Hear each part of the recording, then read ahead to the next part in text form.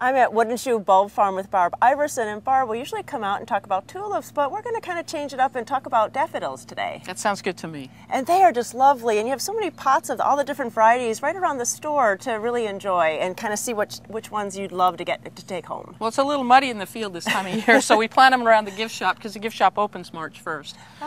So we do this to let people know all the different daffodils we have available.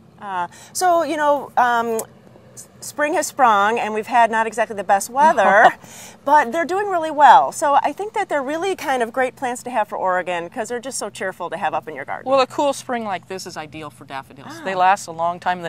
The Dutch Master we have here, they've started blooming 3 weeks ago and they're still here and they love it. And then as you can see, we have daffodils that'll still be around another month. So you could really stage them by the varieties and have them bloom for probably 6 weeks? Oh yeah, at least. You've got Tate, some of the Jack Snipe, those bloom early and along with the Dutch Master, and then we've got later ones that are just still in bud. Oh wow. And if I want to bring them into the house, is there any special care if I want to bring them as cut flowers? Well, they are. You just take the long stem and you go ahead and pick it. But as you notice, like these, there's a sap to them. Okay. And this sap, if you mix this with another flower, will actually plug the other flower, especially tulips. So if you want to combine tulips and daffodils together, what you want to do is put this in a separate vase for a day and then combine them. Okay. That way the sap won't plug the stems of the tulips. Oh, and that's a really pretty arrangement to have. It does. It's really pretty. And what about any other care tips? Because outside they're going to be kind of going down, and do we have to do something special with that foliage? Well, I think the best thing you can do is just leave them alone. Just pretend they're not there. And that's hard to do because some of the times they get a little unsightly. But the big thing is you just don't want to fold that foliage over. You don't want to cut it off when it's still green, because you'll reduce the size of that bulb for next year. All the nutrients in those bulbs are going to go down, or in the foliage is going to go down into the bulbs, and that's real important.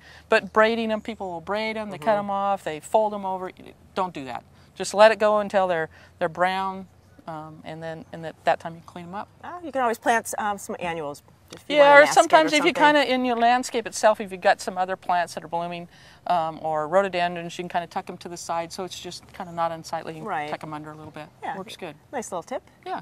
And what about digging them up? Do we have to do that every year? What's that kind of? No, daffodils do great just left alone. Nice. What you need to watch for is if the flowers get considerably smaller, or if you just get a lot of foliage and no flower at all, that's the time to dig them and separate them. Oh, okay. Gosh, they're really an easy bulb. I mean, everybody should have them. Oh, they're great. That's what I plant in my yard. They come back year after year. They're easy, like you nice. say.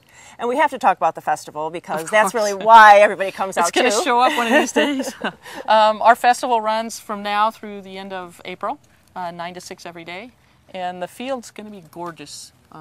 Coming up, I don't know, it depends on the weather. Right. We're hoping there'll be good color for Easter, but 14th, 15th on, it's going to be beautiful. And really check the website because you always have like what's going on, what the color day, how's it going to come out and visit. Exactly. In our field report, we update that every day as far as what the color is today, so everybody can kind of see we let them know now's the time to come out. Right. So. Well, you have to get a group of friends to come out. Bring a whole carload and come out and just wear your boots because it is muddy out in the fields, but come out and see these beautiful flowers. Thank you so much. You're welcome. Thank you.